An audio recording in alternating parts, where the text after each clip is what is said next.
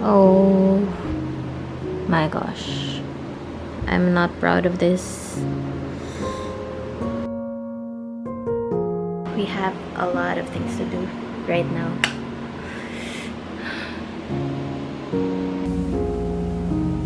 So we have two piles of skincare to tackle today. First is my skincare drawer, which looks like this. I know, it looks like a mess. Hindi ko alam kung paano to naging ganito kakalat. Sorry.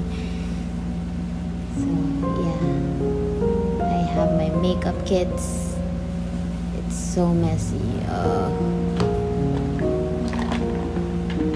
So, right now, we are just taking everything out of the drawer. Then, ilalagay natin siya sa floor just for me to see everything I have and remind myself to not buying so much skincare. So, ayan, punasan lang natin yung drawer. Look at that filthy drawer. And the next part naman na i-declutter natin is my skincare closet. This is where I put all the skincare I am currently using, currently testing, etc. And yes, I know, it's a mess.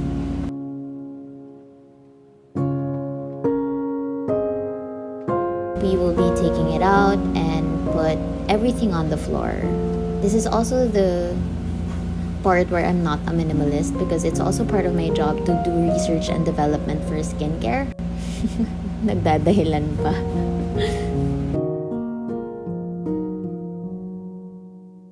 So here I'm just wiping the closet with a cleaning solution to sanitize and clean my skincare closet. Oh my gosh. It's just been a year na hindi ako nakapag-declutter. And look at the pile of skincare I have. I'm not proud of this. Let's tackle this head on. So here I am preparing my discard pile. So we'll be having 3 piles. First is the discard pile. Next is the keep pile. And then next is the for donation pile. So this one is for my discards. Ang dami ko na palang expired na makeup and skincare. So here I am putting it all away. Ang overwhelming talaga niya sa umpisa. I didn't know I had this much skincare and makeup. And I'm not really proud of it. But here we are, being overwhelmed with a lot of things. So, ito naman I am keeping. So, that is my donation pile. Here, medyo kagulo pa kasi hindi ko pa ma-figure out kung paano ko siya i-organize. So, ngayon, ang inuna ko is to check kung ano yung mga skincare and makeup na expired na. I also kept and repurposed this Lana PH boxes para sa mga skincare na gusto ko pang i-keep and para mukhang organized siya. Papahinga lang ako real quick with Instagram stories. Now back to work.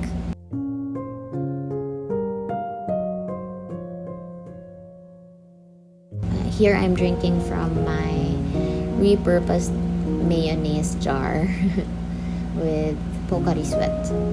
I love Pocari Sweat.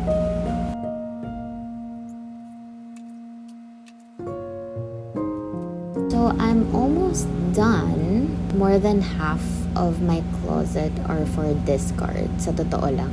And I'm also categorizing every product para kapag nilagay ko na siya sa cabinet, hindi na ako mahirapan.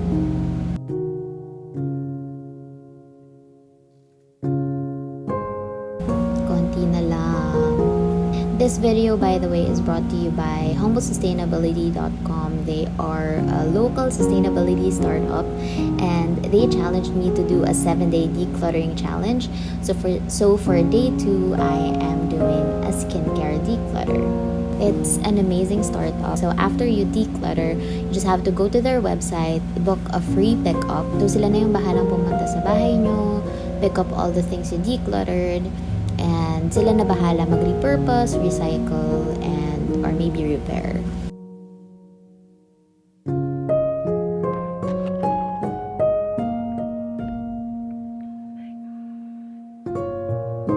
from all that pile, ito yung for discard ko. And ang dami pala, parang 2/3 of the things in my cabinet and in my drawer are for discard. So now I'm just organizing my skincare closet. These are my bottles, the boxes that I like, because as you would already know, one of my collections are skincare.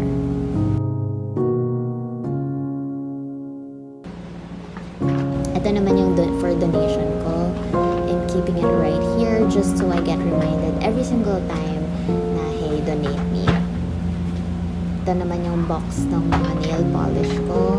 I don't really put on nail polish that much unless it's gel kasi I can't be bothered with, sobrang careless ko, I can't be bothered with chipped nail polish.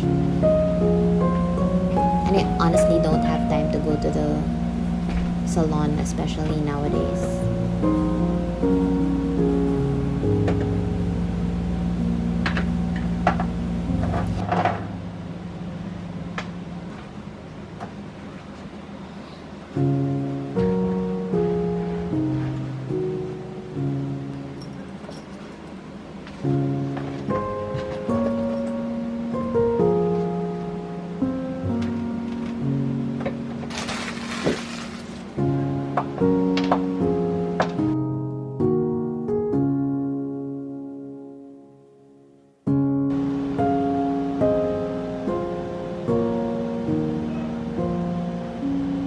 So, stinak ko yung shelves sa order na kung paano ko siya ginagamit.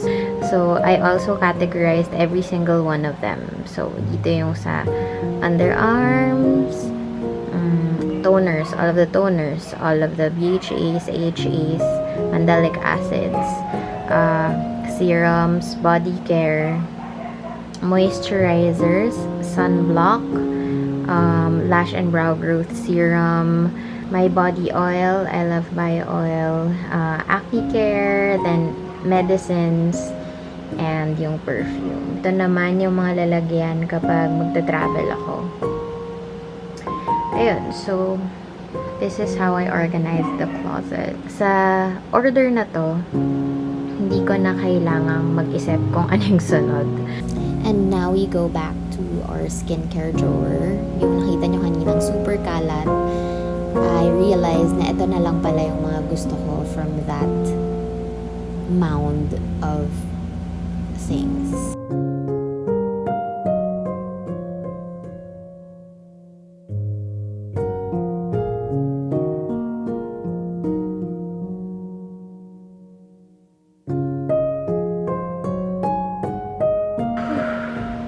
That was really tiring. Thanks again so much for being with me today, and I'll see you on the next one.